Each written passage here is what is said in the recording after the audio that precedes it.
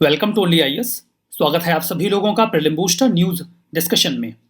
आज है 9 अक्टूबर 2021। तो आइए देख लेते हैं कि ऐसे कौन से इंपॉर्टेंट आर्टिकल्स हैं जो आज हम कवर करने वाले हैं। हमारा फर्स्ट आर्टिकल लिटरेचर में दिए गए नोबेल प्राइज के बारे में है। हम बात कर रहे हैं 2021 के रेफरेंस में। इस बार का लिटरेचर का Nobel prize Abdul Razzaq Gurnah जी को दिया गया है, क्योंकि इन्होंने कोलोनियलिज्म के इफेक्ट को पोर्ट्रे करते हुए बहुत ही बढ़िया नॉवेल्स लिखे हैं। इन बिटवीन ये भी दिखाया है कि जो कोलोनियलिज्म था उसका क्या प्रभाव पड़ा जो रिफ्यूजीज थे उनके भाग्य के ऊपर। मैं आपको बता दूं कि गुरनाह जी का जो जन्म है वो 1948 में तंजानिया के एक आइलैंड पर हुआ था जिसका नाम है इनफैक्ट जंजीबार। लोकेशन देखिए, ये है अफ्रीका, और अफ्रीका में यहाँ पर है तंजानिया। बिल्कुल यहाँ पर एक आइलैंड आपको मिलेगा, यहाँ इस ब्रॉड मैप में देखिए, ये है जंजीबार जहाँ पर गुरनाह जी का जन्म हुआ। इसके बाद देखिए काफ़ी लंबे समय तक ये कॉलोनी रहा था ब्रिटेन की। जब आज़ाद हुआ तो वहाँ पर civil war type situation create हो गई, तो गुरनाह जी को भाग कर रिफ्यूजी के तौर पर इंग्लैंड जाना पड़ा। 1960s में ये इंग्लैंड पहुँचे और वहाँ पर उन्होंने अपना लिटरेरी वर्क स्टार्ट किया। लिटरेचर के प्राइज़ की बात करें तो ये 5th अफ्रीकन बन चुके हैं जिन्होंने लिटरेचर में नोबेल प्राइज़ अवेल किया है। ये अभी कुछ समय पहले तक इंग्लिश के प्रोफेसर रहे, पैरेलली पोस्ट कोलोनियल लिटरेचर के भी प्रोफेसर रहे यूनिवर्सिटी ऑफ केंट में, ब्रिटेन में। इन्होंने 21 वर्ष की आयु से ही अपने लिटरेचर्स लिखने शुरू कर दिए थे।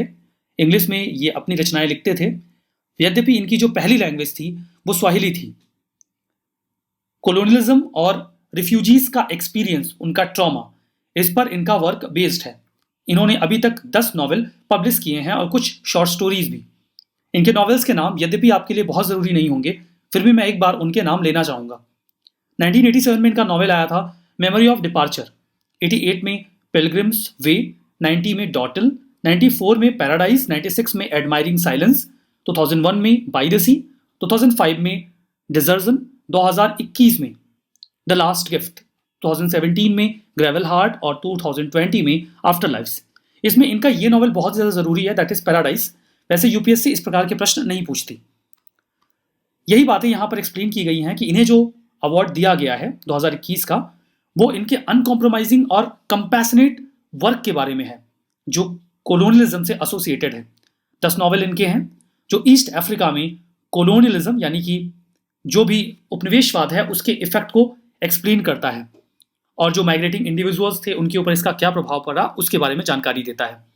गुरनाह पहले ऐसे अफ्रीकन राइटर बने हैं। इनफैक्ट 2007 के बाद की हम बात कर रहे हैं। 2007 में जिम्बाब्वे के डोरिस लेसिंग को नोबेल प्राइज मिला था लिटरेचर का, उसके बाद ये पहले हैं और सब सहारन कलर के दूसरे व्यक्ति हैं जिन्होंने ये प्राइज अवेल किया है। हमारा next article high ambition coalition for nature and people के बारे में है।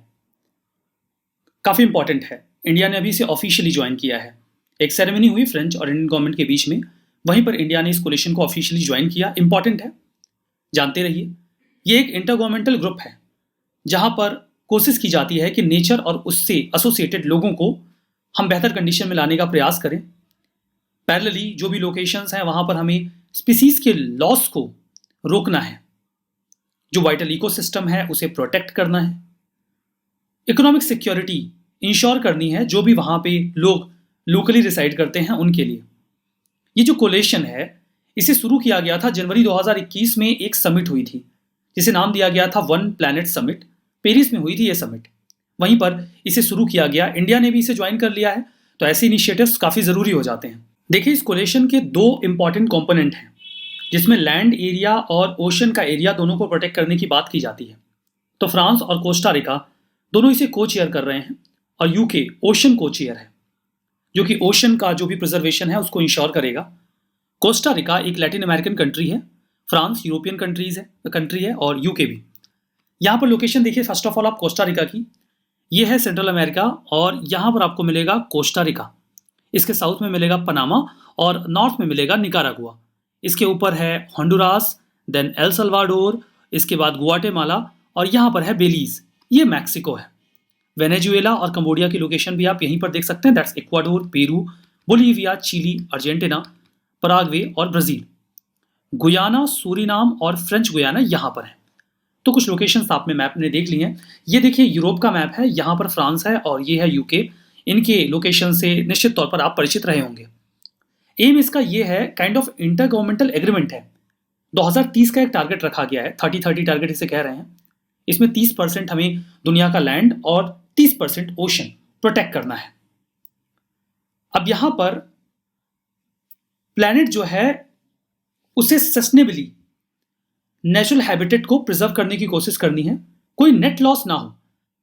नेट लॉस ना होने का मतलब यह है कि जैसे पेड़ हैं, डेवलपमेंटल एक्टिविटीज के लिए अगर पेड़ कट रहे हैं तो कोई बात नहीं, हम कहीं और फॉरेस्टेशन करके उसे इंश्योर कर लेंगे, तो लॉस तो हुआ लेकिन नेट लॉस नहीं हुआ क्योंकि हमने कंपनसेट कर लिया। ये सर्कुलर इकोनॉमी के लिए बहुत जरूरी होता है।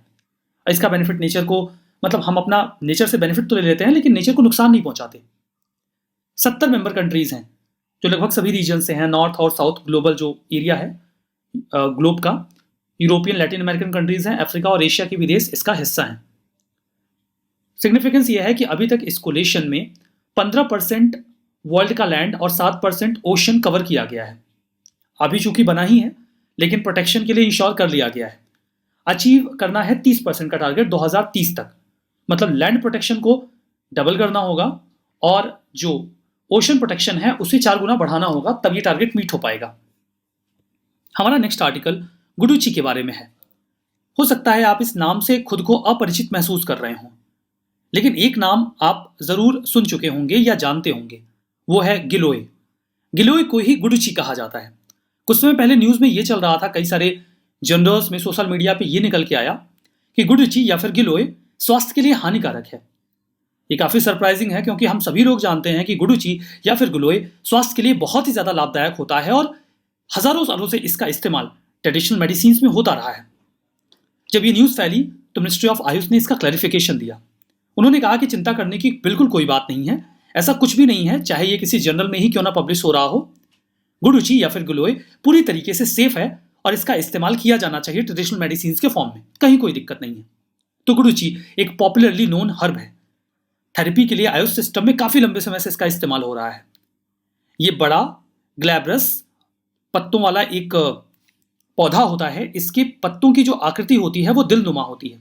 ये पूरे साल पाया जाता है। डेसिडुअस फॉरेस्ट का जो रीजन है वहां पर ये एक क्लाइंबिंग श्रब के रूप में देखने को मिलता है। इसके स्टेम्स बहुत ही कमजोर होते हैं और नरम होते हैं। इनके स्टेम्स का लार्जली इस्तेमाल किया जाता है। इनका फ्रूट रेड कलर का होता है और इनके पत्तों या डालों को तोड़ने पर सफेद रंग का कोई द्रव्य नहीं निकलता, जैसा कि ज्यादातर कई सारे पौधों में आपको देखने को मिलता है। वाइडली इसका इस्तेमाल किया जाता है फोक और आयुर्वेदिक सिस्टम में। बहुत सारे फायदे होते हैं, मेडिसिनल प्रॉपर्टीज बहुत सारी हैं, जैसे कि ये फीवर को रिड्यूस करता है, एंटी डायबिटिक है, एंटी पायरेटिक है यानी कि फीवर को रिड्यूस करता है, एंटी स्पाज्मोडिक है यानी कि जकड़न या ऐंठन को कम करता है, एंटी इन्फ्लेमेटरी है, जलन को कम करता है, एंटी आर्थराइटिक है, गठिया में भी निदान करता है, एंटी टॉक्सिकेंट है, टॉक्सीडेंट है, टॉक्सिसिटी को भी कम करता है, एंटी एलर्जिक है, एंटी स्ट्रेस है, एंटी लेप्रोटिक है, कुछ स्ट्रोक में भी फायदेमंद है, एंटी मलेरियल है, इम्यूनो मॉड्यूलेटरी है, इम्यून सिस्टम को बेहतर करता है, एंटी न्यूप्लास्टिक एक्टिविटी में भी इसका इस्तेमाल होता है, मतलब कैंसर के ट्रीटमेंट में जो दवाएं इस्तेमाल होती हैं उनमें भी इसका इस्तेमाल किया जा सकता है। अब आपको लगेगा कि फिर ये दवा तो मतलब हर चीज का निदान कर सकती है। देखिए, कोई भी दवा पूरी तरीके से किसी भी चीज को ठीक करे जरूरी नहीं, लेकिन ये किसी न किसी रूप में उसमें थोड़ी राहत जरूर दे देती है। कुछ बीमारियां हैं जो बहुत तेजी से फैलती हैं, जबकि आयुष मेडिसिन बड़ा धीमे काम करती हैं, इसलिए काउंटर करने में थोड़ी प्रॉब्लम होती है। लेकिन डेफिनेटली गुडुची या फिर गिलोय कई प्रकार से हमारे लिए बहुत ज्यादा लाभदायक होती है। हमारा नेक्स्ट आर्टिकल जावन गिबन के बारे में है, मतलब जावा में पाए जाने वाले गिबन्स। इंडोनेशिया अभी प्रयास कर रहा है कि जो गिबन्स की पॉपुलेशन है जावा में रहने वाले, उनको प्रोटेक्ट किया जाए। हाइलोबैट्स मोलोच इनको साइंटिफिकली पुकारा जा सकता है, आपके लिए काम का नहीं है। क्लाइमेट चेंज और ह्यूमन इंक्रोचमेंट की वजह से इनकी संख्या में गिरावट देखी जा रही है। ये सिल्वरी गिबन्स हैं, मतलब इनके बालों का रंग आपको सिल्वर कलर जैसा दिखेगा। ये जावा में पाए जाने वाले प्राइमेट है, मतलब बंदर की एक प्रजाति है। ये केवल ग्रुप्स में पाए जाते हैं, यूजुअली 2 के पेयर में चलते हैं। इंडोनेशिया का एक आइलैंड है जावा, वहां पर ये लगभग 2500 मीटर की ऊंचाई पर रहना पसंद करते हैं, अगर वो एरिया अनडिस्टर्ब्ड है तो। देखिए, ये है इंडोनेशिया, इसके नॉर्थ का जो आइलैंड है that is known as Sumatra, और ये है जावा। तो जावा में ये पाए जाते हैं, ठीक है। ये फॉरेस्ट वेजिटेशन को रीजनरेट करने में मदद करते हैं क्योंकि ये सीड्स को एक जगह से दूसरी जगह फैला देते हैं। वर्तमान में जावा में इनकी पॉपुलेशन महज 4000 बची है। जावा इंडोनेशिया में ही केवल ये पाए जाते हैं, वहीं के एंडेमिक हैं। इंडिया में जावन गिबन नहीं पाए जाते। इंडिया में पाए जाने वाली गिबन की जो प्रजाति है वो है हुलुक गिबन, यही केवल इंडिया में पाए जाते हैं। इनका कंजर्वेशन स्टेटस इंडेंजर्ड है, साइट्स के अपेंडिक्स 1 में है। 2004 तक ये क्रिटिकली इंडेंजर्ड हुआ करते थे। इनकी संख्या में थोड़ी बहुत बढ़ोतरी हुई थी, तो स्टेटस को इंडेंजर्ड कर दिया गया था। लेकिन अभी IUCN के एस्टिमेट के मुताबिक इनकी संख्या एक बार फिर से गिर रही है। इसीलिए इंडोनेशिया कंसर्न है और इनकी संख्या को बढ़ाने की कोशिश कर रहा है। क्लाइमेट चेंज और ह्यूमन इंक्रोचमेंट की वजह से दिक्कत हुई है। जावा बहुत ज़्यादा डेंसली पॉपुलेटेड है, तो जो फॉरेस्ट का एरिया पहले अनडिस्टर्ब था वहां पर भी ह्यूमन इंक्रोचमेंट देखा जा रहा है। फर्दर जावन गिबन्स को मीट और पेट ट्रेड के लिए भी पकड़ा जाता है या हंट किया जाता है। हमारा next article S-400 Trump missile के बारे में है। अमेरिका के डिप्यूटी सेक्रेटरी ने बोला कि वो काफी कंसर्न है इंडिया और रशिया की इस डील को लेकर। उन्होंने कहा ये डेंजरस है। वो उम्मीद करते हैं कि इंडिया और यूएस मिलकर इस मुद्दे को एमिकेबली रिजॉल्व कर लेंगे। समझने वाली बात यह है कि ये डिफेंस सिस्टम है। अब डिफेंस सिस्टम डेंजरस कैसे है, अब ये तो यही महाशय बताएं तो सही रहेगा। देखिए, ये mobile surface to air missile system है जिसे रशिया ने डिजाइन किया है। ये एयरबोर्न टारगेट को डिस्ट्रॉय करने के लिए इस्तेमाल किया जाता है जब आप थ्रेट में हो। काइंड ऑफ डिफेंस सिस्टम है, आप डिप्लॉय करके रखते हैं। अगर कोई मिसाइल आ रही है, कोई एयरक्राफ्ट आ रहा है जो आपके ऊपर अटैक करना चाहता है, तो आप इससे उसे डिस्ट्रॉय कर सकते हैं। 250 किलोमीटर की रेंज में ये किसी भी फास्ट मूविंग टारगेट को डिस्ट्रॉय करने की कैपेबिलिटी रखता है, जिसमें फाइटर एयरक्राफ्ट भी शामिल हो जाएंगे। ये 3 टाइप की मिसाइल को फायर कर सकता है, मतलब एक बढ़िया सा लेयर डिफेंस क्रिएट करता है। ये एक बार में 100 टारगेट्स को आइडेंटिफाई कर सकता है और 6 को तो एक साथ हिट कर सकता है। ये अभी तक का सबसे ज्यादा efficient operationally deployed modern long range SAM माना जाता है, यानी कि सरफेस टू एयर मिसाइल। इसका अल्टरनेट है थार्ड, ये अमेरिका का है, terminal high attitude area defence system. America चाहता है पूरी दुनिया थार्ड ही इस्तेमाल करे, लेकिन सच्चाई यह है कि S-400 थार्ड की तुलना में ज्यादा एडवांस है, ज्यादा प्रोटेक्टिव है। यद्यपि इंडिया को कंसर्न है, क्योंकि अगर इंडिया और यूएस इस बात पर सहमत नहीं हुए तो हो सकता है कि यूएस इंडिया के ऊपर सैंक्शंस इंपोज करे काटसा के तहत। काटसा अमेरिका का एक लॉ है, कानून है। इसका फुल फॉर्म है countering America's adversaries through sanctions act. मतलब अमेरिका के जो एडवर्सरीज हैं, विरोधी हैं, उनको सैंक्शंस के जरिए काउंटर करना, इसका मतलब है। काटसा का मेन उद्देश्य ईरान, रशिया और नॉर्थ कोरिया को काउंटर करना था थ्रू प्यूनिटिव मेजर्स। किसी इंसिडेंट के पहले जो मेजर्स ऑप्ट किए जाते हैं उन्हें प्रिवेंटिव कहा जाता है, इंसिडेंट के बाद प्यूनिटिव। मतलब इंडिया जब ये डील कर लेगा उसके बाद ही कोई कदम उठाया जाएगा। 2017 में ये कानून बनाया गया था ताकि रशिया के डिफेंस ट्रांजैक्शंस पर या इंटेलिजेंस सेक्टर के साथ अगर कोई भी देश अलाइन हो रहा है तो उसे काउंटर किया जा सके। कई तरीके के सैंक्शंस इंपोज किए जाते हैं, जैसे उस व्यक्ति को जिसके ऊपर ये सैंक्शंस लगाए गए हैं लोन्स नहीं दिए जाएंगे ग्लोबल लेवल पे। एक्सपोर्ट इंपोर्ट बैंक का असिस्टेंस खत्म कर दिया जाएगा सैंक्शन पर्सन के ऊपर। फर्दर यूनाइटेड स्टेट्स गवर्नमेंट के साथ वो कोई भी गुड्स एंड सर्विसेज की डील नहीं कर सकता और उसका जो वीजा है उसे भी कैंसिल कर दिया जाएगा यूएस के लिए, मतलब वो अवेल नहीं कर सकता। 2018 में इस संबंध में एक प्रश्न पूछा गया था। यह प्रश्न थार्ड के बारे में था। सिंपल प्रश्न था, क्या है ये? सही जवाब था अमेरिकन एंटी मिसाइल सिस्टम, यानी कि सी इसका करेक्ट आंसर था। हमारा next article exercise Ajay warrior के बारे में है। इंडिया और यूके की joint company level military training exercise रही अजय वॉरियर। यह अभी उत्तराखंड में हुई है। यह इसका 6th एडिशन था।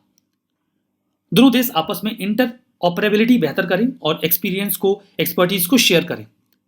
जो एक्सपीरियंसेस गेन किए जाएंगे उनका इस्तेमाल किसी भी प्रकार के ओवरसीज एंगेजमेंट में किया जा सकता है जहां पर दोनों देश एक साथ इन्वॉल्व हों। यह एक्सरसाइज यूके और इंडिया में अल्टरनेटिवली होती है। लाइक इस बार उत्तराखंड में हो गई है तो अगली बार फिर से यूके में होगी। यहां पर कुछ स्टेटमेंट है, मैं बोलूंगा और आपको बताना है कि ये सही है अथवा गलत। एक्सरसाइज अजय वॉरियर इंडिया और यूएस का joint company level military training exercise है। High ambition coalition for nature and people one planet summit में 2021 में पेरिस में इनिशिएट किया गया। गुडुची पॉपुलरली नोन हर्ब है, थेरेप्यूटिक यूज में लिया जाता है आयुष सिस्टम में। जावन गिबन केवल जावा में पाए जाते हैं इंडोनेशिया के। S-400 इजरायली रडार सिस्टम है। मैं अब आपको जवाब बताने वाला हूं, आप इसका जवाब कमेंट बॉक्स में मेंशन कर दीजिएगा। पहला स्टेटमेंट गलत है, इंडिया और यूके का है, यूएसए का नहीं। दूसरा सही है, तीसरा भी सही है, चौथा भी सही है। पांचवा S-400 रशिया का है, इजराइल का नहीं, तो ये गलत हो गया। इस सेशन की पीडीएफ आपको ओनली आयस के टेलीग्राम चैनल पे मिलेगी। आज का ये सेशन यहीं पर समाप्त होता है। बहुत बहुत धन्यवाद।